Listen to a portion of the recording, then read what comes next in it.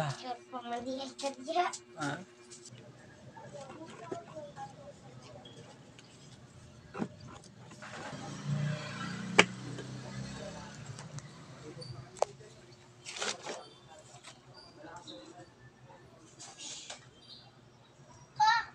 Anina mo lupat pa. Tawa.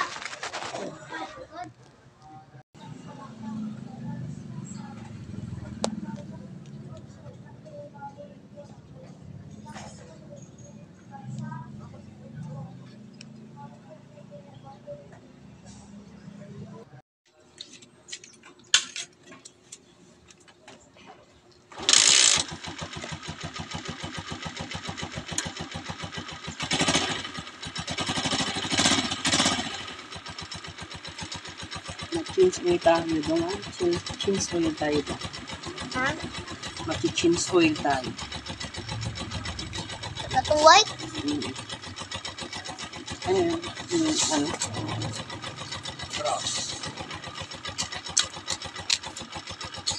Yan. Change oil tayo dyan, bro. Ha? Yan? Oo. Ilan ba yung break niya? 600 na nga eh. Ha? 633 na eh. Pero 500 kami sinakalas sa ito na? Hindi, dapat 1,000. Pero change oil ko na maaga lang. 1,000 ka lang.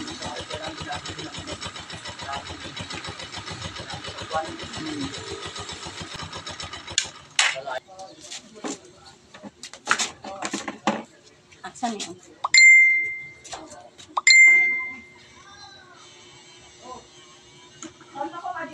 Jai. Macam sapaya kon. Kau nak ilmu pa? Gasolina? Kurang pera Pa? Ito. Palitan natin ko ng Ah, oil. oil. Yes, oil. Oil, tulus. Huh? Sunod. Sudlanan Change oil tayo. Ane. Video natin. Yan, pwede sa kabila. Wapay kaya pa? Kalawang. Oh? Ang kalawang yan kay alaga naman ni Papa sa pag ano. Alaga ni Papa sa langis.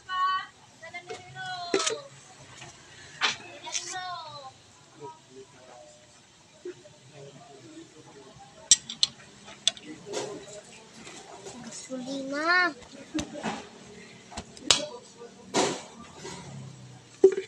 Gasolina yan guys. Ano guys? Ilang ano bro? Ilang days? Kapatid nga yung pinuhaan ko nito eh. Ah, siya ano? Yung sa...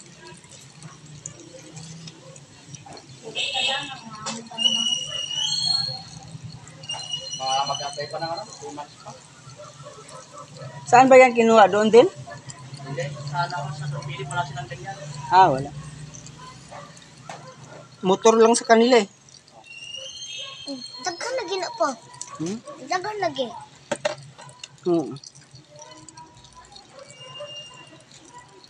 Mga 100 hours na.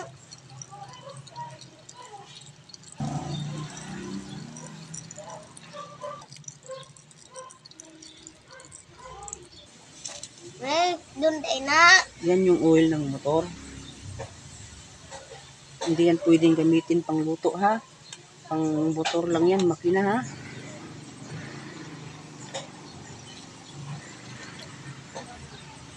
Parang unsa lastik to sa? Parang lastik to.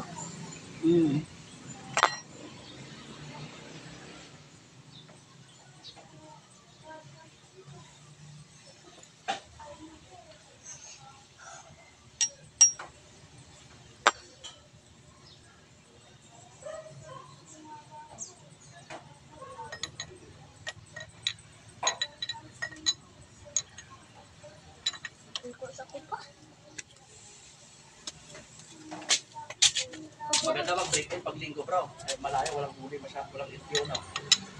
Pag pulis, okay lang. Pag pulis, wala ang problema. Dagan pa?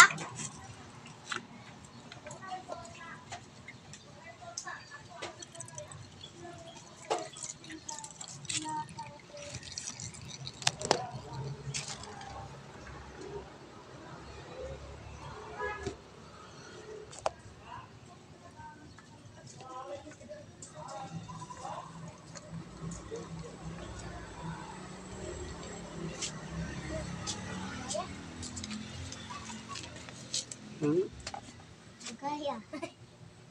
Kasi papatuluin muna natin yung langis. Ayan. Paubusin natin na tumulo yung langis.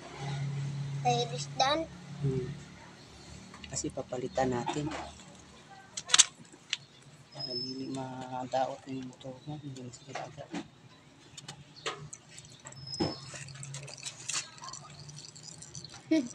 Maabot malagay na lagi. Pakatulog pa na. Inis. Gabiin na, katulog pa na. Okay. Pasa?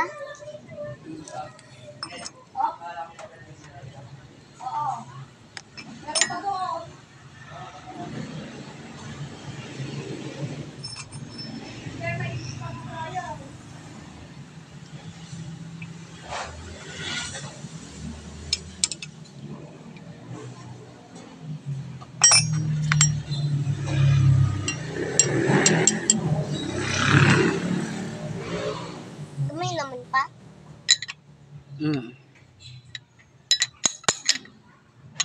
Nakaigo.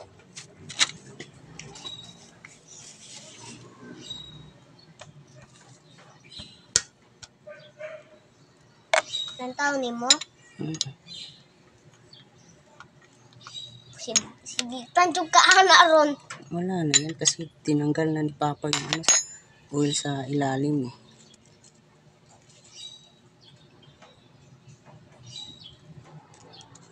Tawa na. Yan. Yan o.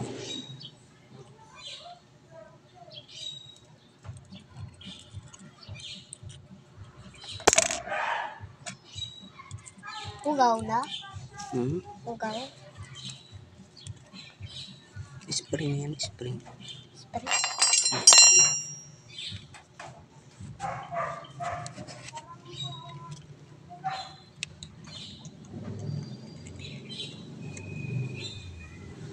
Bigbiron? Bigbiron pa? Bigbiron. Parang bigbiron sa? Hindi, strainer yan. Yan yung oil filter.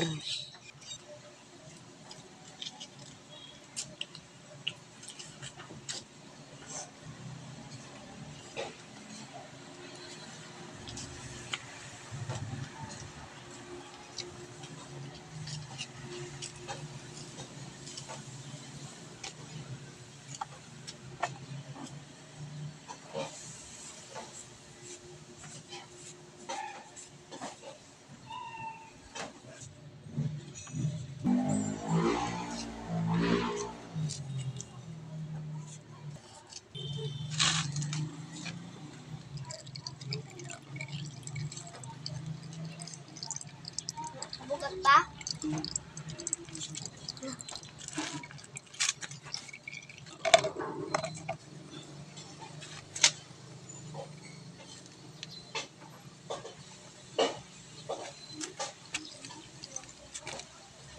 Alo! Gulat ka ba? Gulat ka? Tama na ako rin. Ayog itulod. Mabigat, Papa, madaganan dito.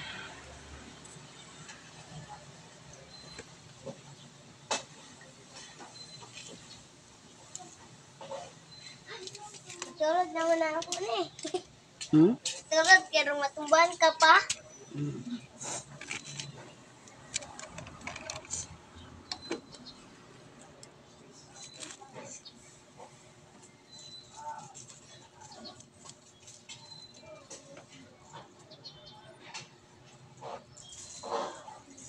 Ang dami. Ang dami. Dami pa. Dua ka oras man tamo manana.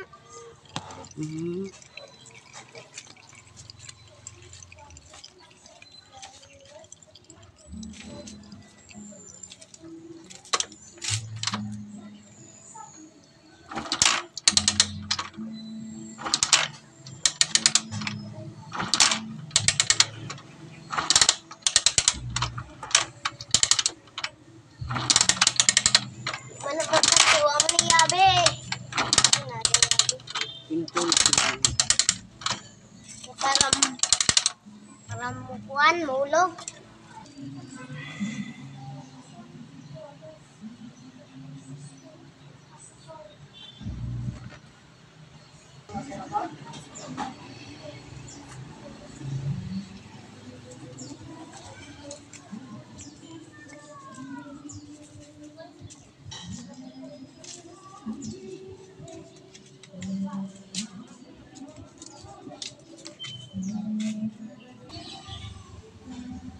Tips pala mga guys, itong drain washer pala natin, wala tayong nabiling bago, kaya ibabalik na lang natin to sa gamitin natin pabalik itong drain washer natin.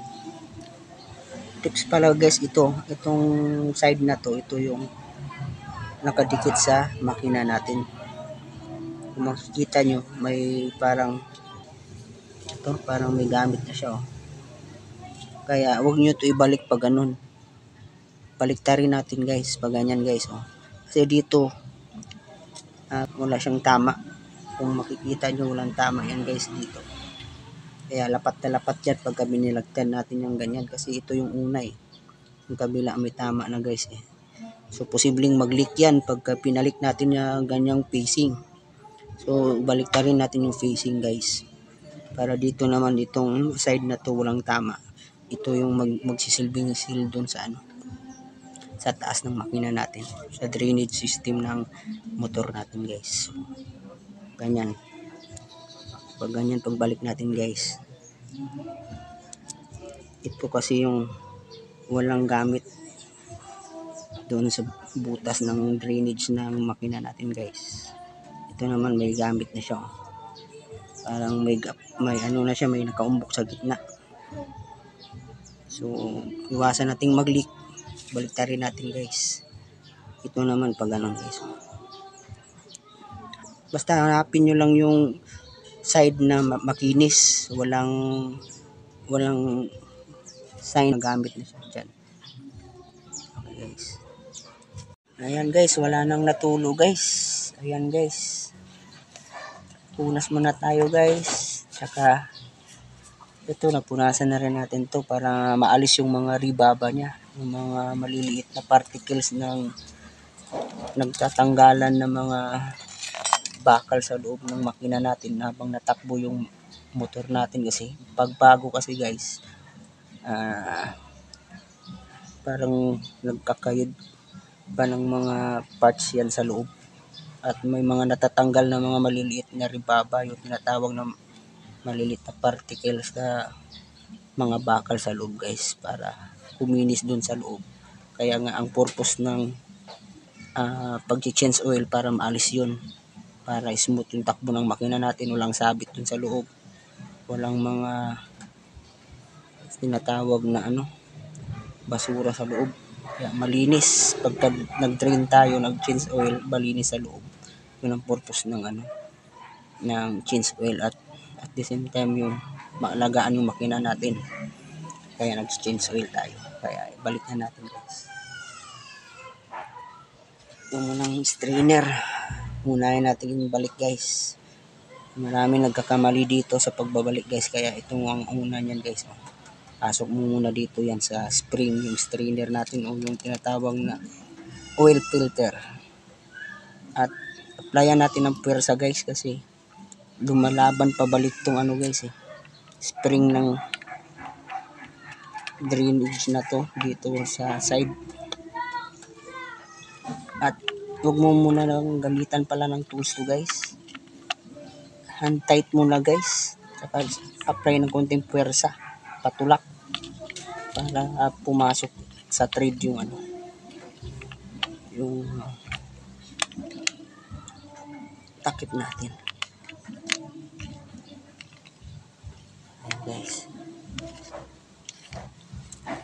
kaya hand tight yung gamit muna natin guys, para maramdaman natin kung umayon ba siya sa thread guys. Kasi pag hindi siya nakaayon sa thread, matigas yun, hindi natin may ikot ng kamay yun. Kaya alam natin na hindi siya tukma sa pag-ikot.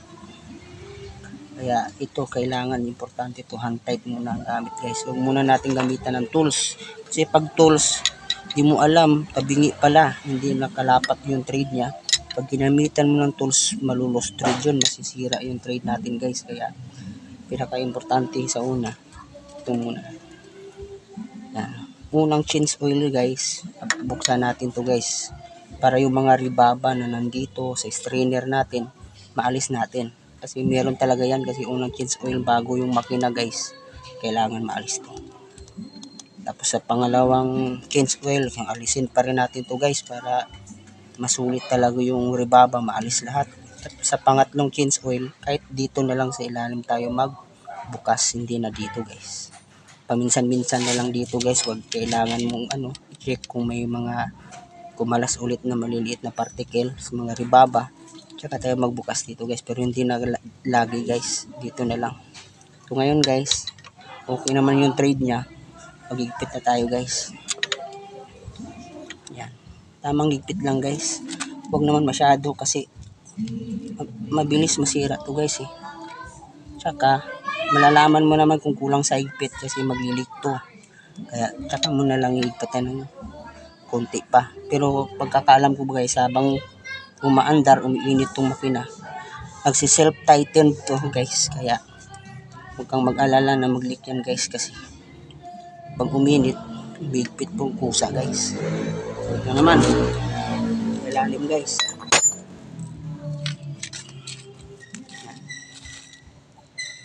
Balik na lang natin tong drain washer guys, kasi wala akong nabili eh. Ayan. Ito yung una, facing niya guys, pag ganun. Eh, kaya nga may gas, parang may mga thread na dito makikita mo na lapat dun sa una. Posible yung mag-leak kasi pagka ganun pa rin yung gawin nating facing eh. Kasi may lamat na nga dito. Kaya ang gawin natin, baliktarin natin guys. Ito namang kabila kasi makinis guys eh. Walang thread na makikita ka. Lapat na lapat to sa makina natin guys. Baliktarin natin to. Tips to guys, tips. Yan, tips 101. Ayan guys oh. Mura lang to pag binili guys, pero wala akong nabili eh. Wala sa kasa eh. So, ganun pa rin guys ang gawin natin. Hand tight pa rin guys. Para maramdaman mo kung pasok ba siya guys o hindi. Yan, pasok naman guys. Tsaka natin gamitan ng 17 na socket rin. Ganun din guys. Huwag masyadong maigpit guys. Yan. Yan, okay na yun. Kasi mararamdaman mo naman guys kung ano eh. Kung bigpit na siya eh. Hindi kailangan ng maigpit na maigpit yan guys, kasi malulustrid to, mababasag, magsisira. Saka pag uminit na nga yung makina, kusang naghihigpit yan pareho. Ayan. So, okay na. Lagay na natin tong bago nating oil guys. Ayan, buksan muna natin. Una, shake muna guys, shake. Shake muna dong, shake. Ito yung recommended palang oil natin guys. 10W30 MA 4-stroke.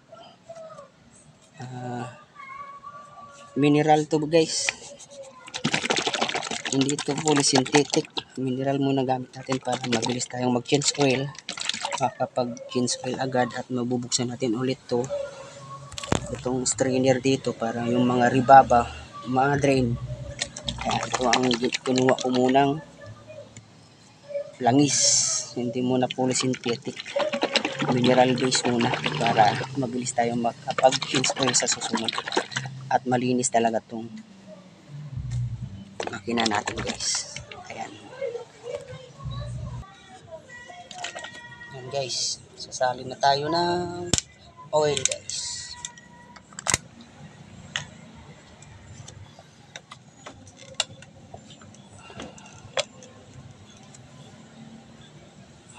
Wala pala tayong imbudo guys, kaya ito na lang muna. Improvise karton guys na may makinang siya na para hindi mag-absorb ng oil yung karton na gagamitin natin. So yung parang may mga plastic cover na karton. Yan, dahan-dahan lang guys.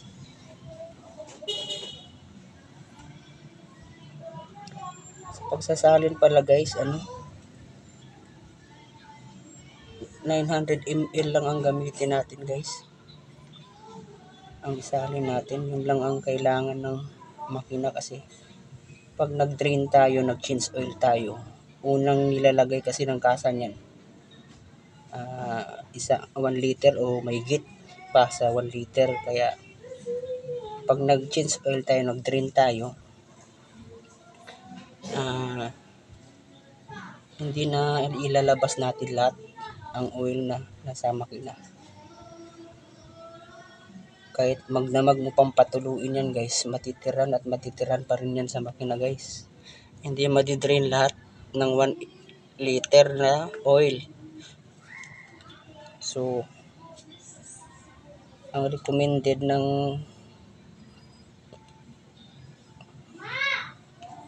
oil na ilalagay natin is 900 ml lang.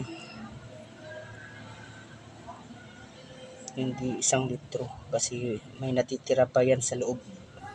Hindi na ilalabas sa pag-drain natin guys.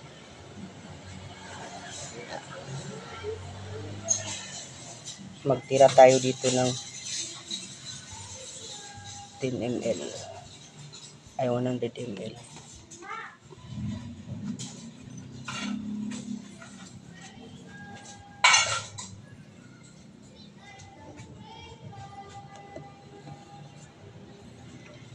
Konti na lang guys. Pahirapan to position ko guys kasi umulan kanina, umambon, kaya nilipat ko.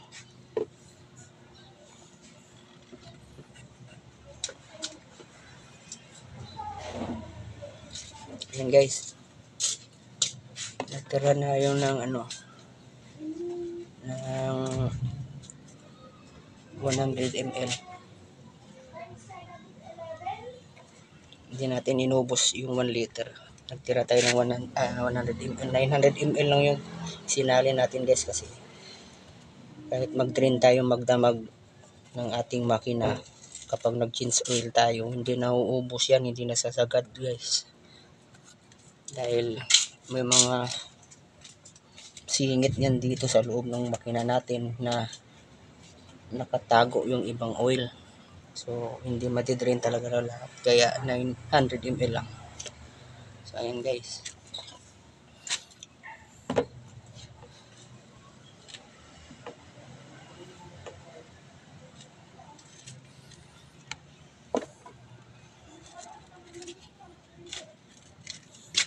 Takpan na natin guys.